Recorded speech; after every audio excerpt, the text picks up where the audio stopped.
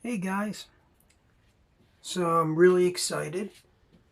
I got this little half mannequin which is going to help me display some of the world's web gear. Today we're looking at the French FAMAS rig. Topping it off is the French Foreign Legion helmet. It doesn't necessarily go with this rig, and I'm going to explain to you why. So, I got the FAMAS rigs from Sportsman's Guide. They just came with the belt and suspenders. I did not go ahead and order the proper pouches. However, as we're doing a review here, you'll see this grenade pouch. This was actually from the TAP rig that predates the FAMAS rig, but online there's many pictures proving that they used these on the FAMAS rig as well. Then, because I just happen to have a MOS 4956, I got this nice canvas extra mag holder, which also went to the TAP belt, and I added it to this. I don't know, because when I go to shoot the MOS, I might wear this rig for giggles if I'm going to do mag changes. So that's how I have it set up. We'll take a back picture so you can see in full. Grenade pouch to the side, which is how they would have worn it. Let me get it in focus here.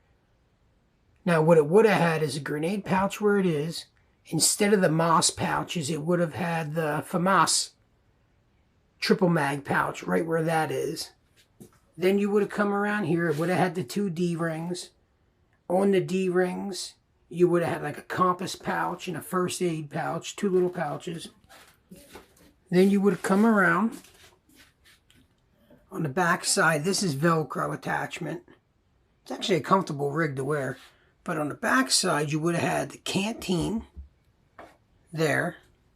You would have had a bedroll pack here. And I forget what they said would have been here. I want to say an entrenching tool, but then I also read that not everybody in France was issued an entrenching tool. But that's what it looks like from the back. That's what the helmet looks like from the back as well. I'll show you what the top looks like in the pads. Like I said, it's pretty comfortable. To be completely honest with you, it's a comfortable rig. So overall, it's pretty much like any other Cold War NATO web gear. Green canvas. Things I don't like is a Sportsman's Guide. 3 out of the 4 pack were so badly torn that I had to do the old electrical tape fix just to make it useful. So 1 out of the 4 was actually perfect condition. The other 3 were like throwaways. Now all the belts were good. I'm talking about the suspenders being throwaways. The pouch itself came from Hessen Antique. That's like new. And the grenade pouch, I don't remember where it came from. It's surplus used. Functional, works. Like I said, it is actually the correct pouch for this rig, kind of. They did switch them over and use them with the FAMAS pouches. I'll never own a FAMAS rifle, so I didn't really spend $11 on the pouch. I might. I found them today in my research. I found them for sale. And I considered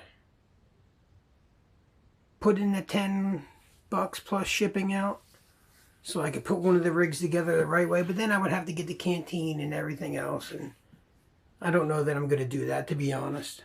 So I think you get a pretty good idea what the FAMAS rig would have looked like.